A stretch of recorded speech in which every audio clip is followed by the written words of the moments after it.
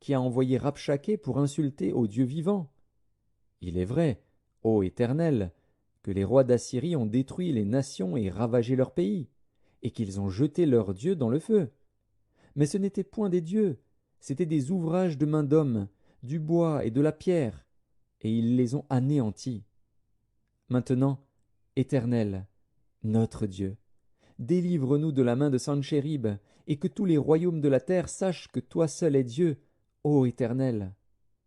Alors Ésaïe, fils d'Amoz, envoya dire à Ézéchias, Ainsi parle l'Éternel, le Dieu d'Israël. J'ai entendu la prière que tu m'as adressée au sujet de Sanchérib, roi d'Assyrie. Voici la parole que l'Éternel a prononcée contre lui. Elle te méprise, elle se moque de toi, la Vierge, fille de Sion. Elle hoche la tête après toi, la fille de Jérusalem. Qui as-tu insulté et outragé? Contre qui as-tu élevé la voix? Tu as porté tes yeux en haut sur le sein d'Israël.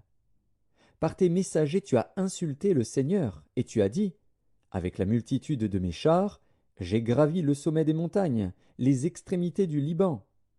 Je couperai les plus élevés de ses cèdres, les plus beaux de ses cyprès, et j'atteindrai sa dernière cime, sa forêt semblable à un verger.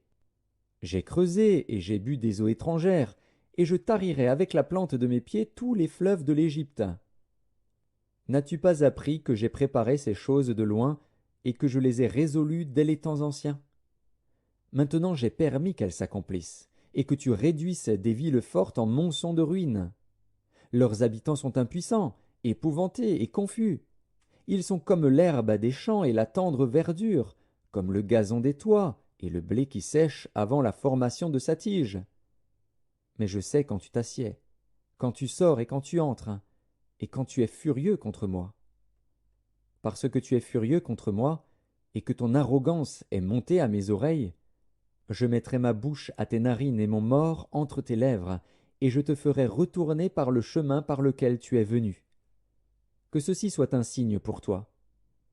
On a mangé une année le produit du grain tombé, et une seconde année ce qui croît de soi-même. Mais la troisième année, vous sèmerez, vous moissonnerez, vous planterez des vignes, et vous en mangerez le fruit. Ce qui aura été sauvé de la maison de Juda, ce qui sera resté poussera encore des racines par-dessous et portera du fruit par-dessus. Car de Jérusalem il sortira un reste, et de la montagne de Sion des réchappés. Voilà ce que fera le zèle de l'Éternel des armées. C'est pourquoi ainsi parle l'Éternel sur le roi d'Assyrie.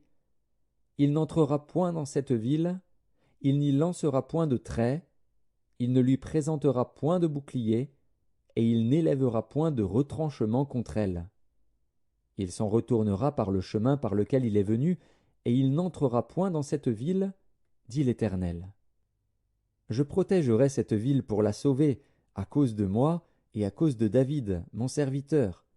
Cette nuit-là, l'ange de l'Éternel sortit et frappa dans le camp des Assyriens 185 000 hommes. Et quand on se leva le matin, voici, c'étaient tous des corps morts. Alors Sanchérib, roi d'Assyrie, leva son camp, partit et s'en retourna, et il resta à Ninive. Or, comme il était prosterné dans la maison de Nisroch, son dieu, Adramélec et Charetser, ses fils, le frappèrent avec l'épée, et s'enfuirent au pays d'Ararat. Et Esarhaddon, son fils, régna à sa place. 2 Rois, chapitre 2. Lorsque l'Éternel fit monter Élie au ciel dans un tourbillon, Élie partait de Gilgal avec Élisée. Élie dit à Élisée, « Reste ici, je te prie, car l'Éternel m'envoie jusqu'à Béthel. » Élisée répondit, « L'Éternel est vivant et ton âme est vivante. Je ne te quitterai point. » Et ils descendirent à Béthel. Les fils des prophètes qui étaient à Béthel sortirent vers Élisée et lui dirent, « Sais-tu que l'Éternel enlève aujourd'hui ton maître au-dessus de ta tête? » Et il répondit, « Je le sais aussi. Taisez-vous. » Élie lui dit, « Élisée, reste ici, je te prie, car l'Éternel m'envoie à Jéricho. » Il répondit, « L'Éternel est vivant et ton âme est vivante. Je ne te quitterai point. » Et ils arrivèrent à Jéricho. les fils des prophètes qui étaient à Jéricho s'approchèrent d'Élisée et lui dirent: Sais-tu que l'Éternel enlève aujourd'hui ton maître au-dessus de ta tête? Et il répondit: Je le sais aussi. Taisez-vous. Élie lui dit: Reste ici, je te prie, car l'Éternel m'envoie au Jourdain. Il répondit: L'Éternel est vivant et ton âme est vivante. Je ne te quitterai point. Et ils poursuivirent tous deux leur chemin. 50 hommes d'entre les fils des prophètes arrivèrent et s'arrêtèrent à distance vis-à-vis, et eux deux s'arrêtèrent au bord du Jourdain. Alors Élie prit son manteau, le roula, et en frappa les eaux, qui se partagèrent çà et là, et ils passèrent tous deux à sec. Lorsqu'ils eurent passé, Élie dit à Élisée: Demande ce que tu veux que je fasse pour toi, avant que je sois enlevé d'avec toi. Élisée répondit: Qu'il y ait sur moi, je te prie, une double portion de ton esprit.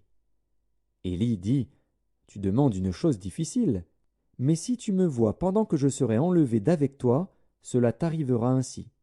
Sinon, cela n'arrivera pas. Comme il continuait à marcher en parlant, voici, un char de feu et des chevaux de feu les séparèrent l'un de l'autre, et Élie monta au ciel dans un tourbillon.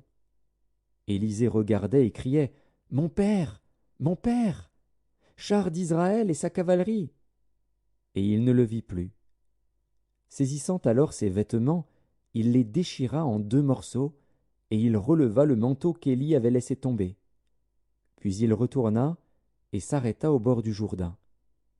Il prit le manteau qu'Élie avait laissé tomber, et il en frappa les eaux, et dit: Où est l'Éternel, le Dieu d'Élie?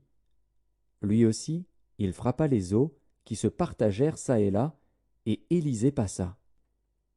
Les fils des prophètes qui étaient à Jéricho, vis-à-vis, l'ayant vu, dirent: L'esprit d'Élie repose sur Élisée.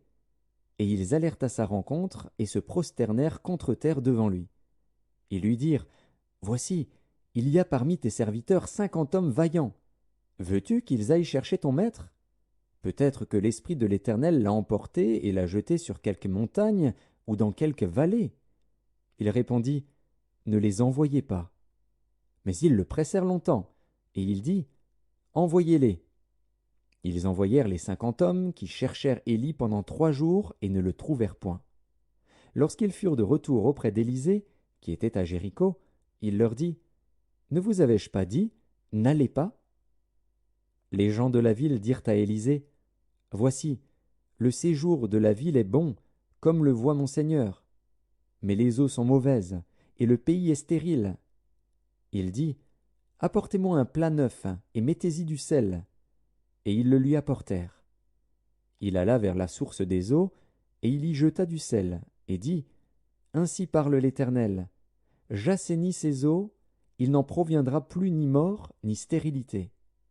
Et les eaux furent assainies jusqu'à ce jour, selon la parole qu'Élisée avait prononcée. Il monta de là à Béthel. Et comme il cheminait à la montée, des petits garçons sortirent de la ville et se moquèrent de lui. Ils lui disaient: Monte, chauve, monte, chauve. Il se retourna pour les regarder, et il les maudit au nom de l'Éternel. Alors 2 ours sortirent de la forêt et déchirèrent 42 de ses enfants. De là il alla sur la montagne du Carmel, d'où il retourna à Samarie. 2 Rois, chapitre 20. En ce temps-là, Ézéchias fut malade à la mort. Le prophète Ésaïe, fils d'Amoz, vint auprès de lui et lui dit: Ainsi parle l'Éternel. Donne tes ordres à ta maison, car tu vas mourir, et tu ne vivras plus. Ézéchias tourna son visage contre le mur et fit cette prière à l'Éternel. Ô Éternel, souviens-toi que j'ai marché devant ta face avec fidélité et intégrité de cœur, et que j'ai fait ce qui est bien à tes yeux. Et Ézéchias répandit d'abondantes larmes.